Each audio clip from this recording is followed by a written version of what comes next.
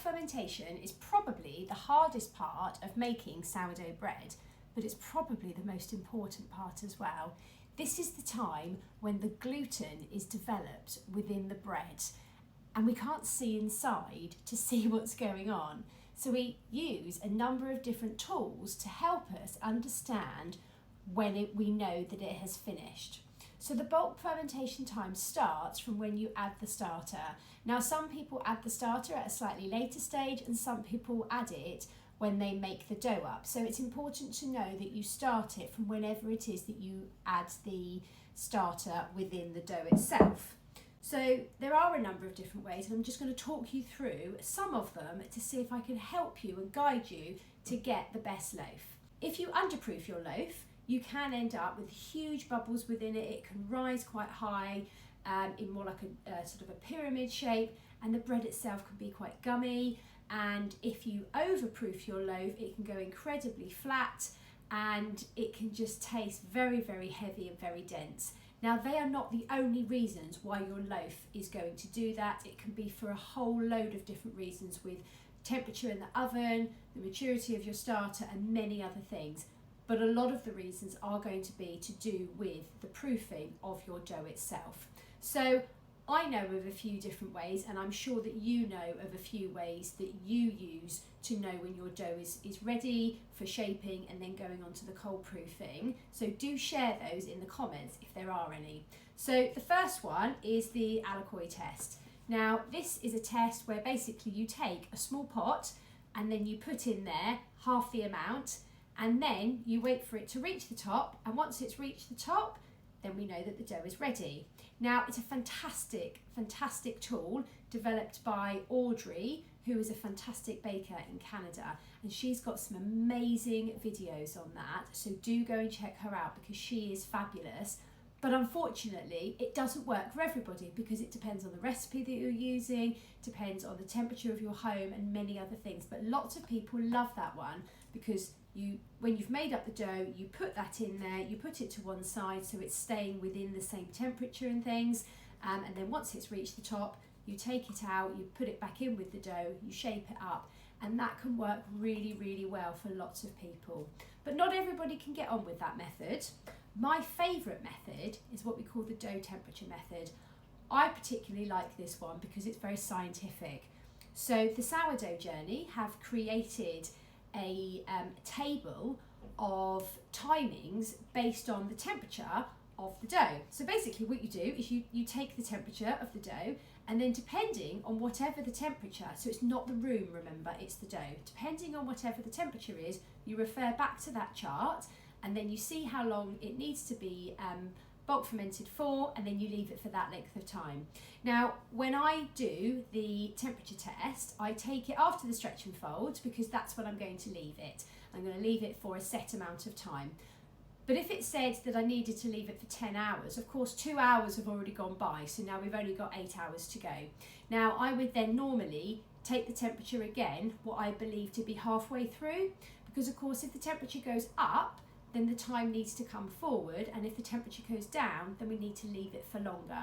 So just to be sure that it hasn't got hotter or colder, if it was 10 hours, I would take it again after 5 and then adjust it if I needed to. And then if I believed that it was still 10 hours, I would probably take the temperature again after, say, 9 hours, just to be sure that it hadn't got any warmer and needed to be shortened, or does need to be left any longer. So I normally take the temperature 3 times just to be sure. But the reason I like that one is because it's quite scientific. It's either a yes or a no.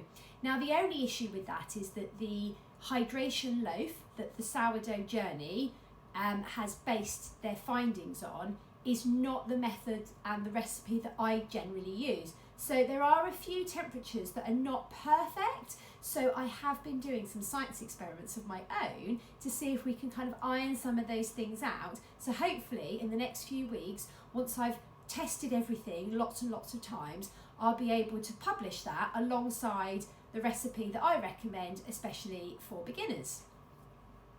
Now, the next one is the poke test.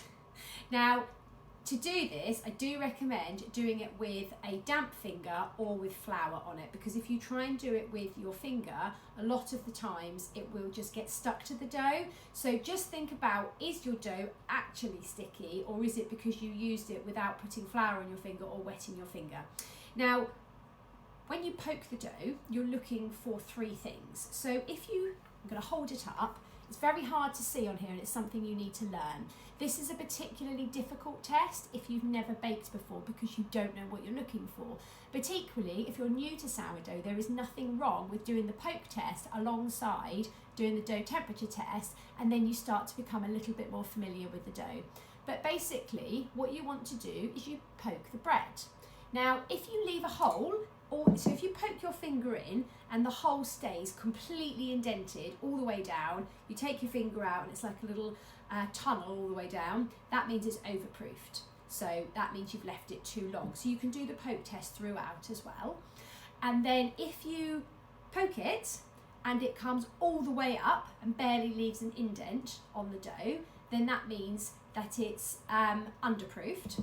And if you poke it and it sort of comes up halfway, then and it leaves a nice little dent in the dough, that means it's proofed. But of course that is open to interpretation, and it does depend on the hydration of the loaf, the flour that you've used, how dry the actual dough is, because wholemeal doughs do react very differently. So again, that is something that you will have to explore and learn as you get to know your dough a lot better. And then the fourth one is reading the dough. Now again, that's probably the hardest one, but equally it's something that you'll be learning with every single bake that you do. So it's about looking at the dough. Now there are a number of things that tell you that your dough is ready. So when it comes to looking at the sides, can you see that we've got a dome shape on the side there? So that in itself can tell you that the dough is kind of on the rise, and so we're doing really well. So of course, if the side bits start to flatten out at all, and then we end up with like a very flat top on it, that means that it has stopped rising. Okay, so you will notice that, and that will show that that's basically overproofed. But if you've got a lovely edges to it that kind of round down, that's a good sign. Now, some people say that you can pull it away from the side of the bowl. Now, I've never been able to do that. It doesn't pull away even when it's underproofed. So maybe it's because of the bowl I'm using or because of the recipe that I'm using. But as I said, this is the hardest one to learn about reading the dough. The other one then is about how jiggly it is. Now this is something that you're going to have to learn over time. You're just going to have to jiggle it, see what it looks like, remember that, and then for next time see if it was as jiggly as the last one and remember how it came out. Now the journal that I've just published is really going to help with that, because you're going to be keeping record of all of these things that you can then look back on and then see which of your bakes were the best. So basically, you jiggle it, and a nice jiggly but not too jiggly dough is ready. You're also going to be looking for some bubbles on the top there as well. Now you don't want any large bubbles, but you do want to see some bubbles, because of course we've got the starter in there and the starter's very bubbly, and we want to see that the bread has risen. Now if you use a glass bowl, it's quite nice because you can see bubbles all the way on the underside. So if you are quite new to sourdough, using a glass bowl or a plastic bowl, one that you can see through, can be quite beneficial when you're learning how to read your dough as well. Because of course, once you start to see all of that form, all the bubbles form there, then you know that it's ready. So I hope that helps. That's 4 different ways, but there are many more. So if you want to share any other ways in the comments, and if there are any of the tools that you particularly like to use, have used or haven't used, or got any other questions, do drop them in the comments. And don't forget to give me a follow, because we've got so many more videos to come on helping you learn how to make sourdough at home.